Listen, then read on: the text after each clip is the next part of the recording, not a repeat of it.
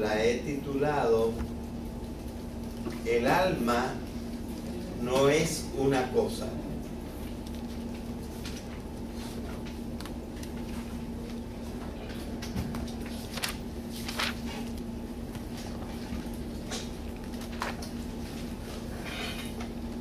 Y si el alma no es una cosa,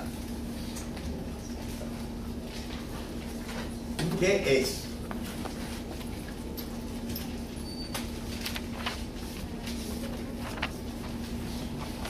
Es una pregunta para una persona atenta.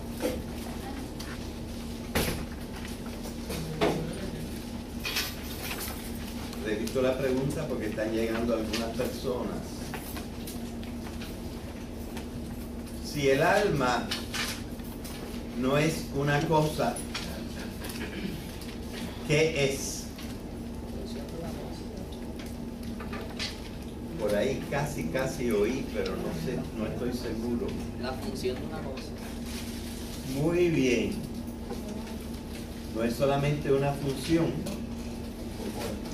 sino que es una función de una cosa.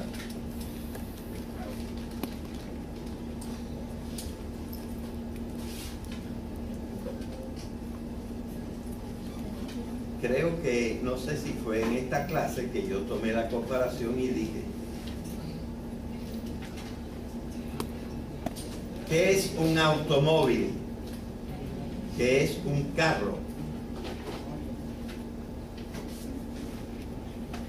Y dijimos que el carro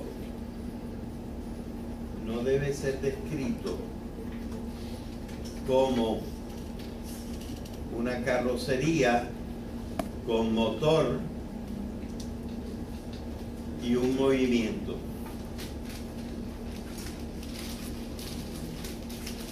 El carro es nada más la carrocería y el motor. La cosa que llamamos carro es la carrocería y el motor. Su función es desplazarse, ese tipo de movimiento.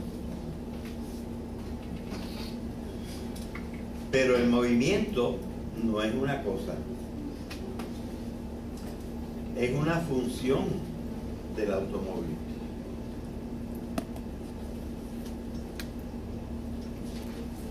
Así que, claro, es muy importante y es muy precisa y específica, aunque hay otros vehículos que no llamamos carros.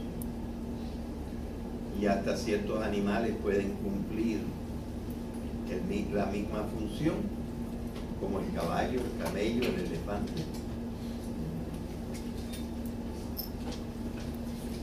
Pero la función no es una cosa. La función se convierte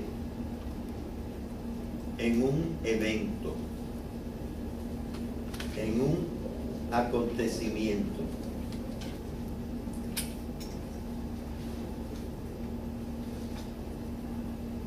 Y así deberíamos nosotros pensar del alma.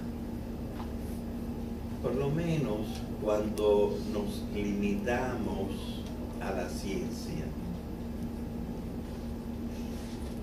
Porque la ciencia no estudia lo que pueda pasar después de la muerte. Porque no tiene manera de controlar lo que pasa después de la muerte. Por lo tanto, la ciencia se tiene que limitar al periodo de la vida. Pero yo creo que sería una buena cosa decir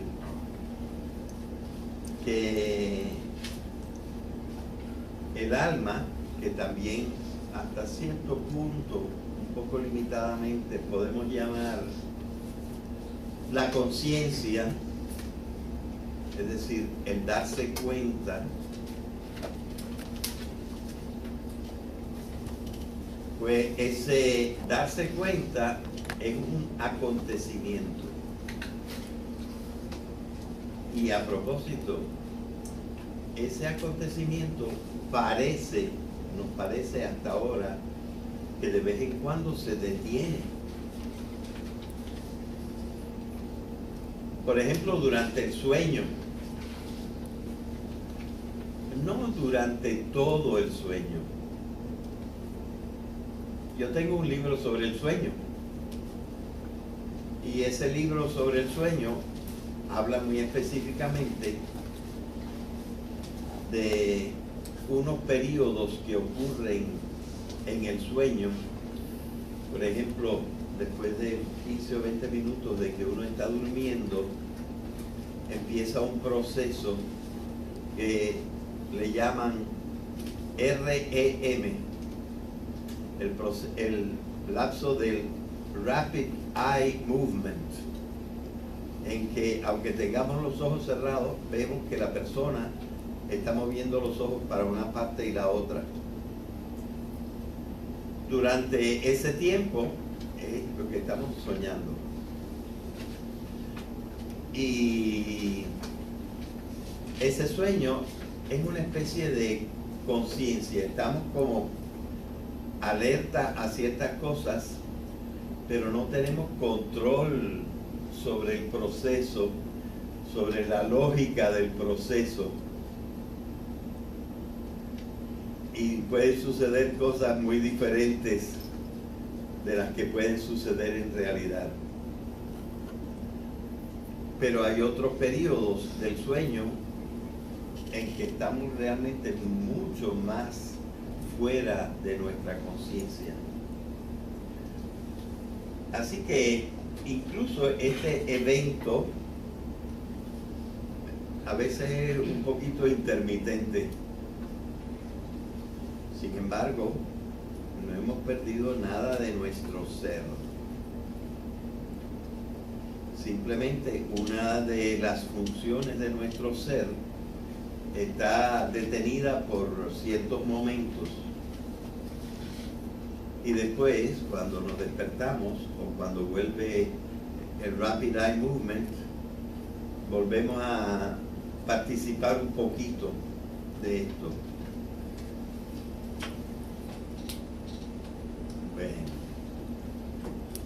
Pero la humanidad no siempre pensó que el alma era así.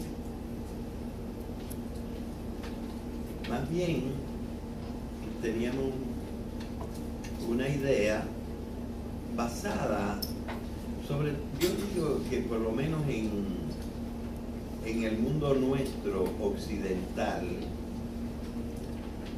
basada por mucho tiempo en unas narraciones en que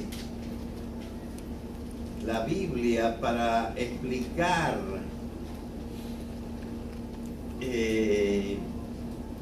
cómo es el hombre, usó unas narraciones, y en las narraciones usó unas comparaciones. El nombre de esas comparaciones en literatura se llama metáfora. Las metáforas, para explicar, no toman propiamente el contenido de lo que queremos explicar, sino primero nos señalan otra cosa más sencilla, más visual, y con esta cosa más visual trata de explicarnos una cosa que a lo mejor es más compleja. Y así, por ejemplo, en la narración bíblica, pues la comparación es ¿cómo apareció el hombre? Pues la narración dice que Dios, una figura que no conocemos bien, formó una figurita con el barro. Incluso le hizo las narices huecas y todo.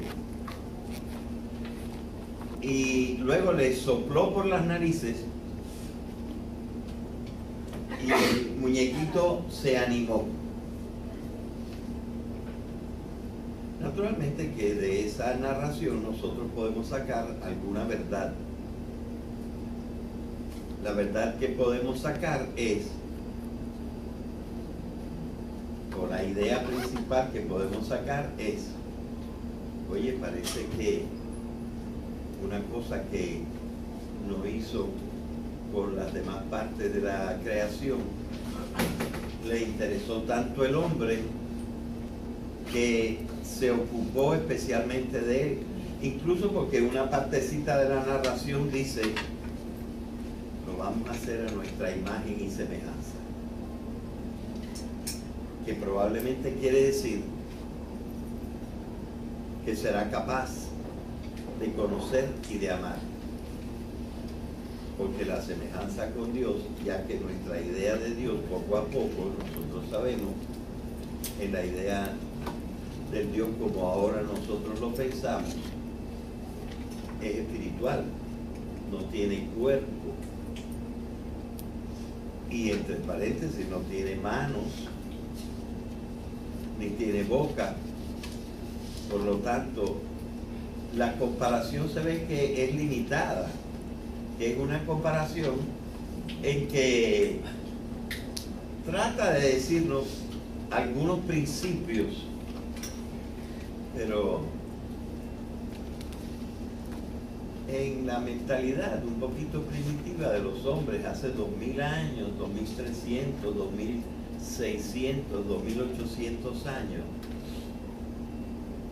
que es la edad que pueden tener esos textos, pues la mentalidad no estaba muy clara sobre la biología, y simplemente lo que se hizo fue una comparación. Ahora, pues los hombres de la época evidentemente no, alguna idea se formaron y para eso se escribió eso, pero no lo debemos tomar como que sucedió, como dice allí al pie de la letra. Y evidentemente las personas que tienen un poquito de conocimiento hoy en día, pues no lo toman. O sea que de la misma idea que ahora nosotros tenemos de Dios, nosotros podemos sacar la conclusión de que aquello no debe haber sido exactamente así, sino de que aquello constituía una comparación. Dicho con una palabra más precisa, una metáfora. Dicho con una palabra todavía más precisa, una metáfora de un tipo de pensamiento que nosotros hemos estudiado, que se llama el mito, que era una forma de narrar y de explicar en la antigüedad. Así que nosotros poco a poco nos hemos despegado de eso, y déjenme decirles que gracias a la terminología filosófica que inventó Aristóteles, en la cual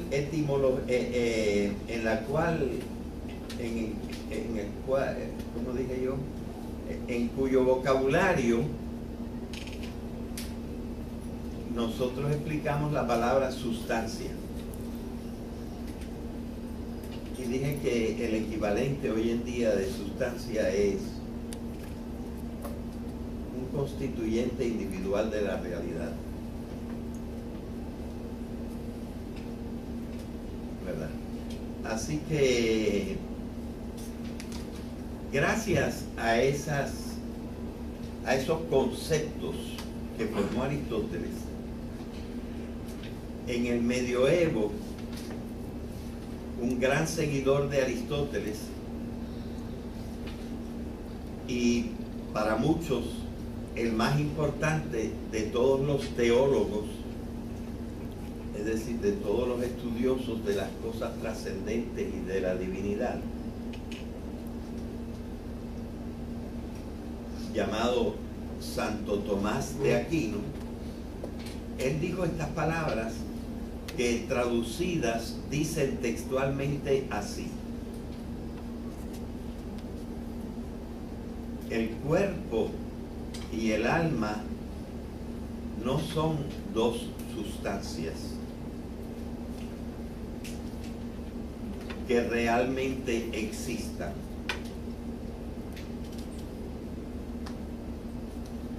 Sino que de las dos se forma una sustancia que realmente existe.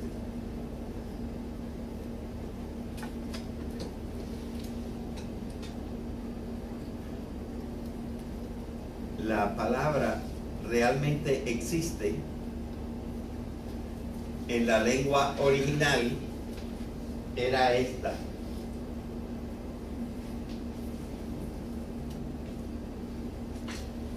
Actu, que es una forma de acto. Es decir, es como se dice en inglés, pero no se dice en español. Actually exists. Así, por ejemplo, dicho en inglés, eso diría así: the body and the soul are not two substances, but from them both it becomes actually one substance. Man.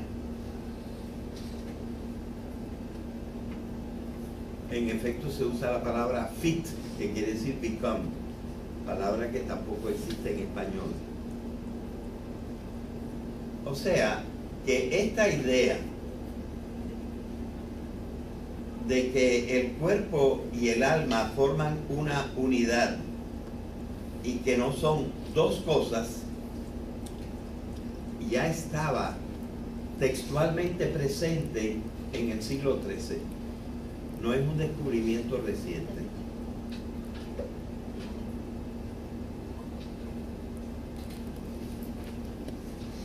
Sin embargo, después del siglo XVI, ahí estábamos en el siglo XIII, después del siglo XVI, hubo grandes transformaciones en el pensamiento.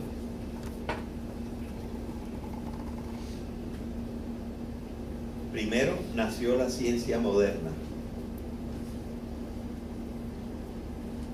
y la filosofía también cambió mucho.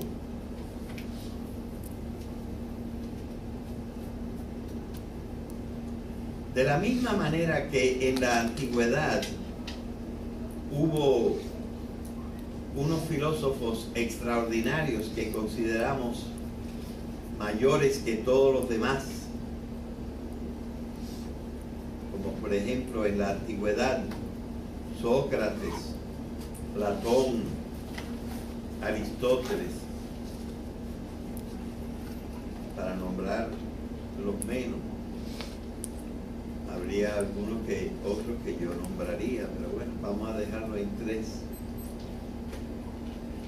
También en el mundo después del siglo XVI han existido 3 o 4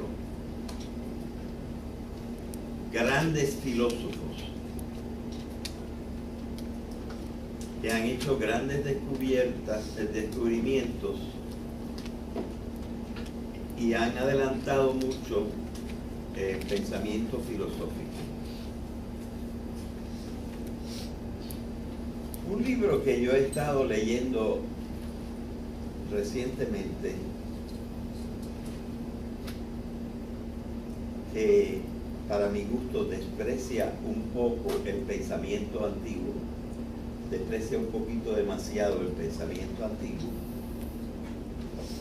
Dice que, sin embargo, después del siglo XVI se hicieron unas cosas formidables, pero se aumentó, se multiplicó mucho la cantidad de errores que se dijeron.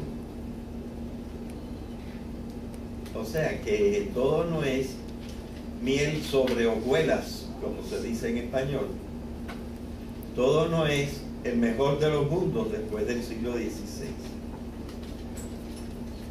sino que quizás se han cometido errores muy garrafales.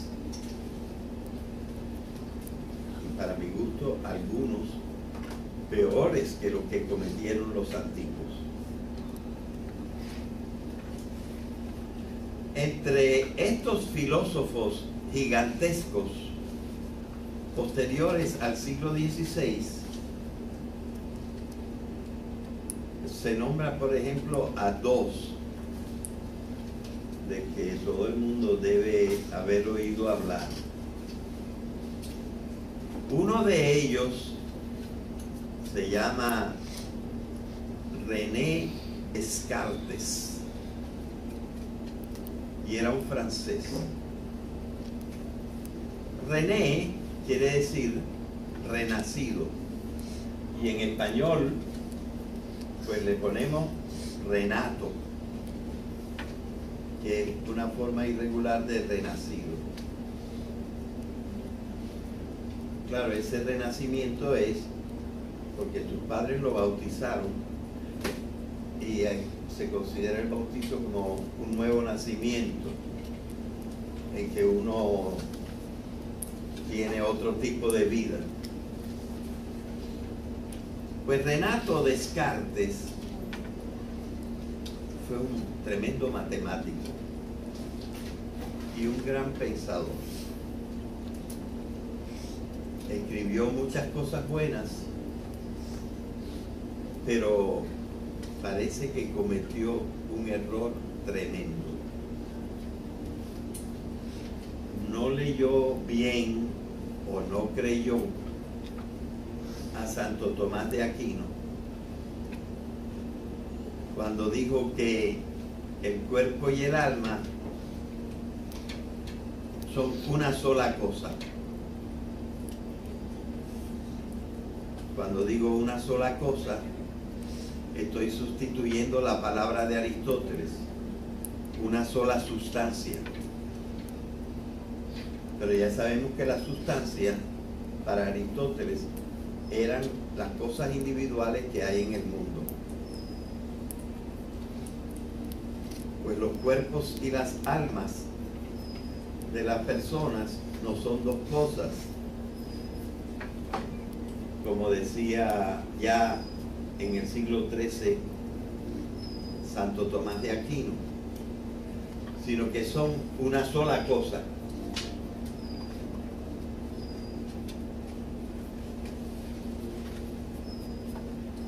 Pero en uno de sus libros, René Descartes, que era un hombre genial, pero un hombre que a veces tuvo que callarse, a veces tuvo que escaparse de Francia, porque decía cosas que la gente o el rey u otras personas, quizá la iglesia, no admitía, y para eso se fue a otros países y desgraciadamente en uno de esos viajes se murió por el frío que había en Suecia. Pues este señor, que era un espíritu que no repetía las cosas que oía, sino que pensaba como él creía, en uno de sus libros nos dice que el hombre está compuesto de dos cosas.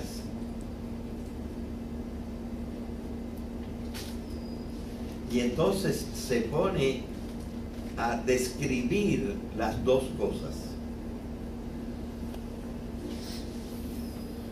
Dice que estas cosas son tan distintas que tienen que ser dos cosas diferentes. Porque sus características son completamente diferentes. La primera cosa que tiene el ser humano, él no le da un nombre, sino que la describe. Acuérdense cómo se decía cosa en latín. Res. Muy bien, muy bien. Pues él decía, la primera cosa es una res extensa.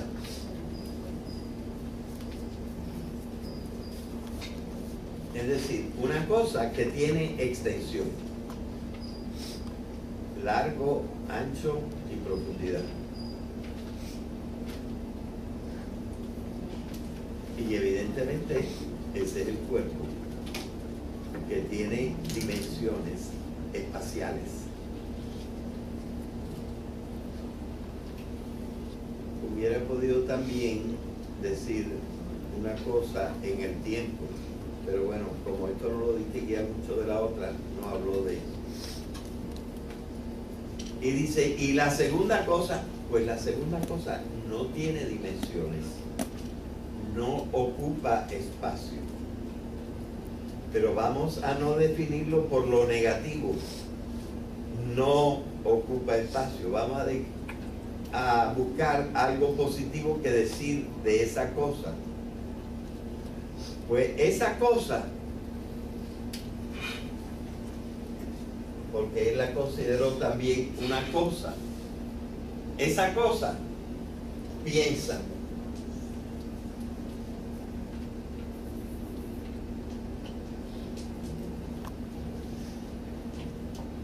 Cogitante, cogitar con conocimiento, es decir, esa otra cosa que tiene el hombre piensa.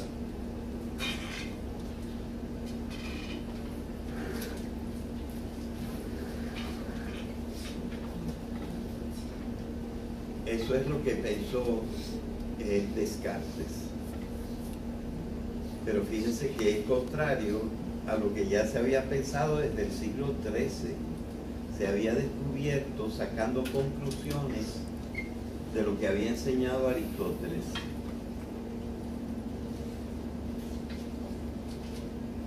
Pero ahora se estaba proponiendo que no, que el hombre es un ser doble.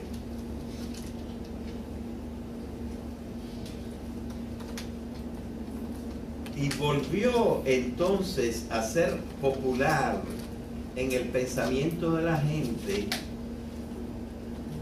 otra concepción del mundo.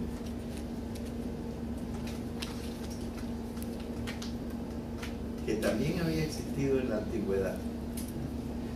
Esta concepción del mundo se llama el dualismo.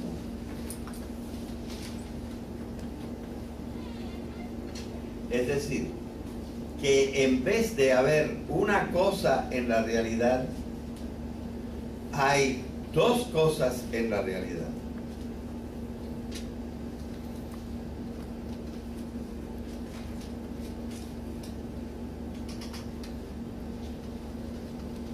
Bien, hay un gran filósofo de la antigüedad, uno de los tres grandes, de quien se dice que era dualista. Algunos que conocen bien a este filósofo, que se llamaba Platón, dicen que es exagerado llamarlo dualista. Pero por los cuentos que Platón, las metáforas que Platón utilizaba en sus escritos, en forma de cuentos, en forma de mitos. Fíjense que el mito es usado incluso por algunos filósofos. Él decía que las almas era lo que existía del hombre desde siempre. Y las almas estaban con Dios o con algo parecido. Él no hablaba demasiado de Dios, poquito. pero que las almas tuvieron una terrible tragedia. Se cayeron en la materia. Y desde que se cayeron en la materia, no sabían pensar bien. Y que por eso la muerte era una especie de liberación. Porque cuando el alma sale del cuerpo, entonces está en su estado natural y puede pensar correctamente.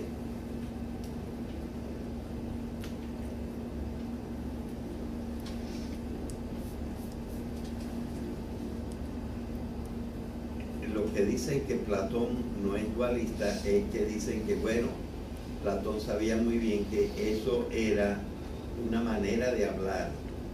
Igual que en la Biblia también hay una manera de hablar, pues en él era una manera de hablar. Pero que él no creía las cosas como las decía, sino más o menos lo decía para que la gente se diera cuenta de la importancia de las ideas que estaban en el alma. Pero, por lo menos la mayor parte de los platónicos interpretaron a Platón como si el mundo fuera doble y existiera un mundo de las ideas y un mundo de la materia.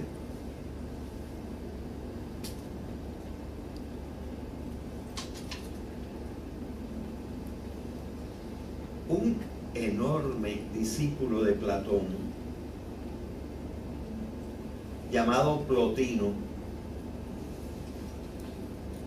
que me parece, no estoy seguro de la fecha, pero vivió como 2 siglos después de Cristo, 150 o 200 años después de Jesucristo, Plotino.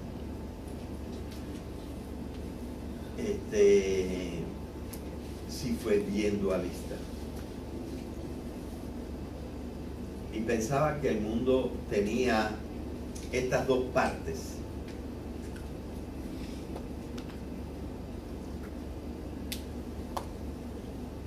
Los cristianos leyeron a Plotino, que no era cristiano, no era ni siquiera verdaderamente griego, creo que era un griego que vivía bastante territorio del Imperio Romano.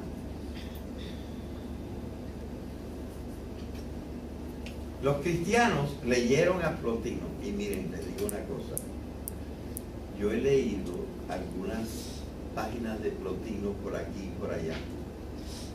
Es maravilloso, es un gran escritor, dice las cosas bellas. Uno de los que leyó a Plotino y que vivió entre el siglo III y el siglo IV,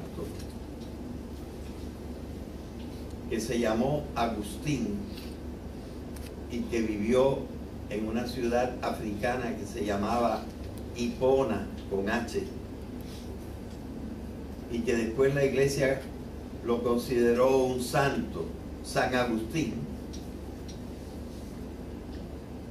Al leer a Plotino, como que se enamoró de esa filosofía. Y las ideas de Cristo que habían sido generadas dentro de la cultura hebrea fueron, entre comillas, traducidas a las ideas, al vocabulario de Plotino. Y el cristianismo empezó a simpatizar con la idea del mundo dualista, que hay un mundo del más acá y hay un mundo del más allá, que hay un mundo de la materia y que hay otro mundo del espíritu. Que hay el mundo nuestro, presidido por el hombre, y el mundo de Dios por arriba. Dos mundos. Y que incluso en esta tierra luego fueron sacando conclusiones los hombres. Debe haber un jefe para el mundo de la tierra, y ese es el emperador, y otro jefe para el mundo de Dios, y ese es el Papa. Y entonces nuestra cultura se convirtió en una cultura bastante dualista.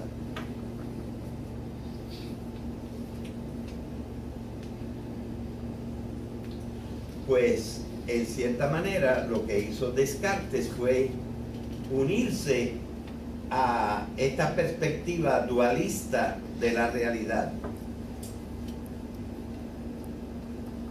Y entonces, desde entonces, en el mundo de Occidente, luchan un poco el monismo, que quiere decir que todo es uno, y el dualismo, que quiere decir que hay básicamente dos realidades.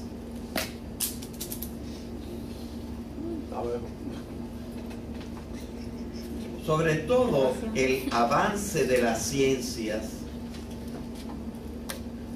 ha hecho ver, el efecto del avance de las ciencias es que mucha más gente hoy en día está pensando que el mundo es uno. Y los otros se han quedado, yo diría, un poquito rezagados, porque han tomado la metáfora como una realidad.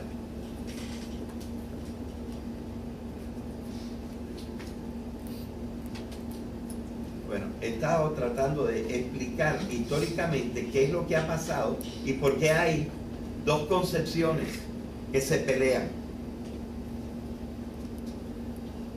Y por lo lindo que escribía Plotino y lo bien que pensó Agustín, el mundo admitió decir las ideas cristianas como dualistas.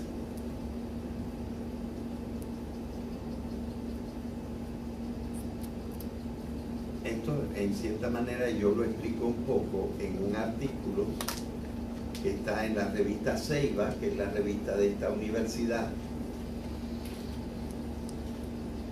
Y ese artículo está en la página del profesor y ya está arreglado, se podría leer, pero es un poco difícil de leer. Se llama La visión de la unidad de la realidad, dificultades y problemas. Y prácticamente yo digo que la ciencia hoy en día ya está convencida de la unidad del mundo. La filosofía, unos creen en la dualidad del mundo y otros en la unidad del mundo. La teología, es decir, el pensamiento racional sobre Dios, tiene muchas tentaciones de dualismo, pero ya tiene algunos buenos representantes que están corrigiendo el dualismo de la teología. Este artículo que yo hice, en que vi cuál es el estado del pensamiento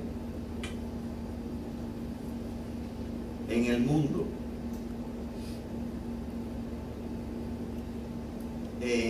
tiene una continuación. Por ejemplo, en otro artículo que yo escribí en la revista Ceiba y que creo que está también y corregido en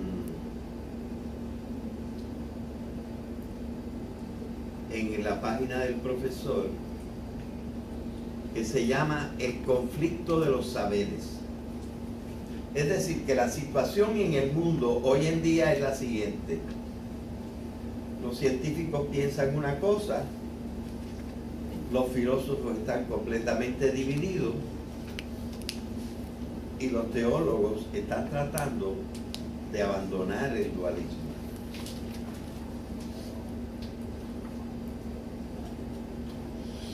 Y entonces, lo que yo voy a dar en el curso de las 5:30 de la tarde, y lo que he escrito en otras partes, lo que está tratando es de explicar todo este guirigay, diciendo, y esto se debe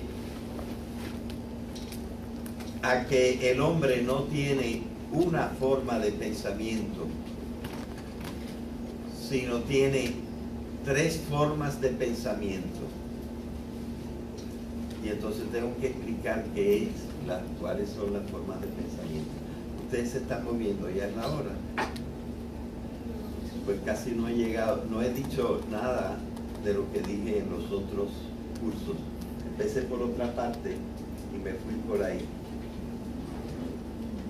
Pero espero que hayan comprendido la situación del pensamiento en el mundo hoy. Esto se complica porque yo estoy hablando mayormente del mundo occidental. Y los chinos, y los budistas, y los africanos, y ciertos indios mesoamericanos o suramericanos piensan de otra forma. Es decir, que donde vemos un poquito de unidad es en la ciencia. Pero lo que pasa con la ciencia, el problema con la ciencia es que la ciencia no puede hablar de todo. Nada más puede hablar de lo comprobable. Bien, entonces este es el mundo en que estamos. Y ustedes están siendo enseñados en este mundo, pero evidentemente les están privilegiando, y en cierta manera esto no es malo, les están privilegiando la concepción monista del mundo, pero no demasiado. Y entonces la religión en parte se ha convertido en alguien que está diciéndonos algo diferente. Y eso no le conviene a la religión. La religión tiene que cambiar rápido. Y puede cambiar.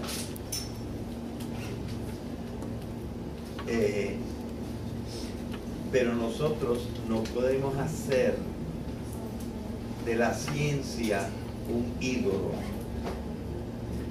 una especie de Dios, porque la misma ciencia admite que la ciencia no es más que el consenso provisional de los expertos. Y los expertos están todo el tiempo cambiando. Un año dicen que la marihuana es buena y otro año dicen que la marihuana es mala. Y de lo mismo que la marihuana, te dicen del aborto y te dicen de la inseminación artificial y te dicen del mundo de lo transgénico y de la ingeniería genética, y todo el tiempo estamos cambiando porque el consenso todavía no sabemos bastante. la ciencia no ha progresado lo suficiente para una mayor unidad.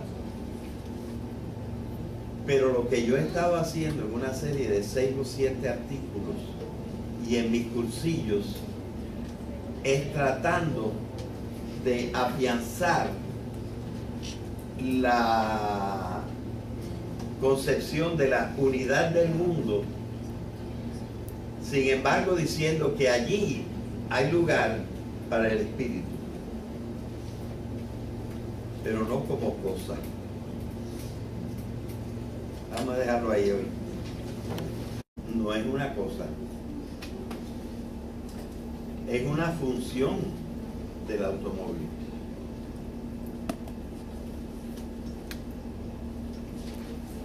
Así que, claro, es muy importante y es muy precisa y específica, aunque hay otros vehículos que no llamamos carros. Y hasta ciertos animales pueden cumplir la misma función, como el caballo, el camello, el elefante. Pero la función no es una cosa. La función se convierte en un evento, en un acontecimiento.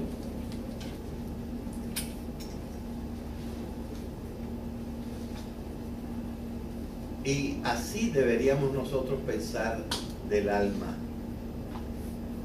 por lo menos cuando nos limitamos a la ciencia. Porque la ciencia no estudia lo que pueda pasar después de la muerte, porque no tiene manera, sino que es una función de una cosa.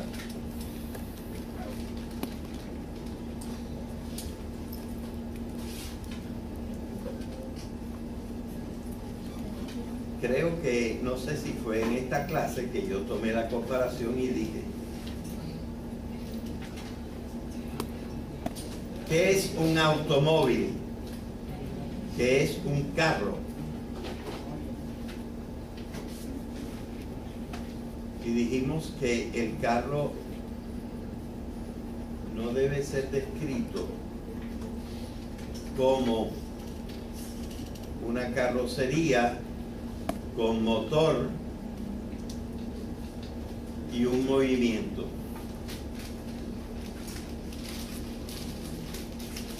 El carro es nada más la carrocería y el motor. La cosa que llamamos carro es la carrocería y el motor. Su función es desplazarse, ese tipo de movimiento. Pero el movimiento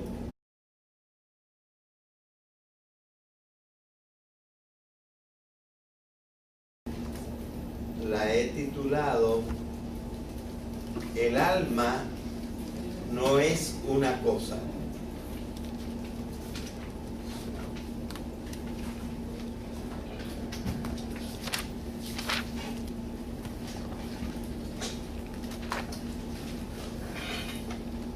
Y si el alma no es una cosa, ¿qué es?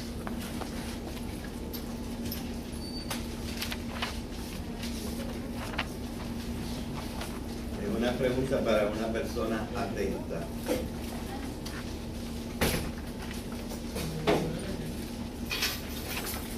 Repito la pregunta porque están llegando algunas personas. Si el alma no es una cosa, ¿qué es? Por ahí casi oí, pero no sé, no estoy seguro.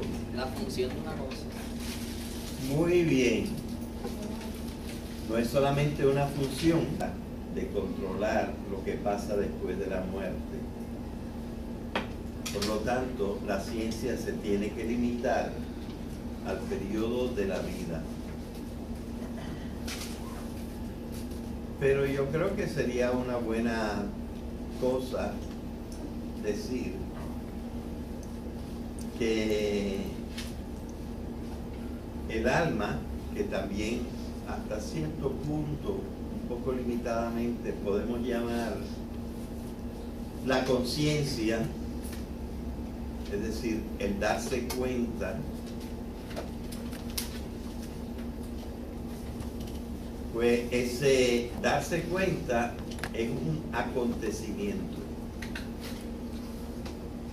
Y a propósito, ese acontecimiento nos parece hasta ahora que de vez en cuando se detiene. Por ejemplo, durante el sueño, no durante todo el sueño. Yo tengo un libro sobre el sueño, y ese libro sobre el sueño habla muy específicamente de unos periodos que ocurren en el sueño. Por ejemplo, después de 15 o 20 minutos de que uno está durmiendo, empieza un proceso que le llaman REM, el lapso del Rapid Eye Movement, en que aunque tengamos los ojos cerrados, vemos que la persona está moviendo los ojos para una parte y la otra. Durante ese tiempo es lo que estamos soñando. Y ese sueño es una especie de conciencia. Estamos como alerta a ciertas cosas, pero no tenemos control sobre el proceso, sobre la lógica del proceso. Y pueden suceder cosas muy diferentes de las que pueden suceder en realidad. Pero hay otros periodos del sueño en que estamos realmente mucho más fuera de nuestra conciencia.